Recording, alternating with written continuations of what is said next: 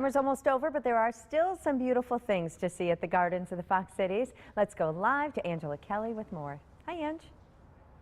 Hi, Rachel. Good morning, everyone. Well, you can see right there still some beautiful, beautiful things in bloom here at the Gardens of the Fox Cities. I'd like to introduce you to garden specialist Brandon Lightsky. Good morning to you. Good morning. What kind of flower is this? This is the type of hibiscus that we have here. This is a recent addition that we put in last year, and if you notice, it does have a lot of bloom left still in it. And there are some areas in here where the blooms are starting to die back a little bit. So this plant does require quite a bit of maintenance as far as taking off the dead petals on a daily or every other day basis to keep it in full bloom and beautiful like this. It's so pretty. I can't believe how huge they are. Yep. Well, let's come on over here. Lots more color to see. These are annuals. So these areas that you see here, these are all different types of annuals.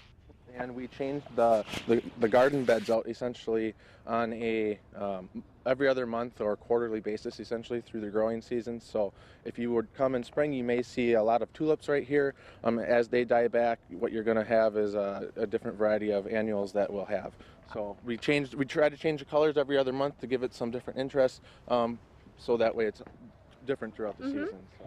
So. You have a beautiful prairie garden back here, and this is kind of an area where you start to think about there's some work to do with it changing in the fall, into the fall season.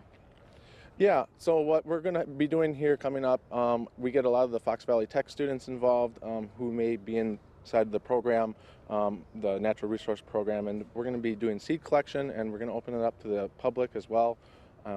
And upcoming here will also be burning, which is going to help to take out some of the invasive species that may be in there, and it's a nice event, and it's a good idea to help take some of the fuel out, being that we are in a municipality, for lessening the effects of fire or something like that. So is that a good tip for people at home? Is now a good time to try and get rid of those invasive plants? For sure, and upcoming even throughout the winter season, particularly with like woody species, buckthorn and stuff like that. If you have any of that, it's a good time to start taking some of that out, as well as in the spring, and you know, applying herbicides and stuff like that if you want to do herbicides to get rid of some of that stuff. Okay, well, there's so much color here yet. It's so beautiful. I absolutely love that prairie garden over there. We got some really beautiful snapshots earlier too. So, all right, you guys, we'll see you back here in an hour with some more tips. All right, thanks, Ange.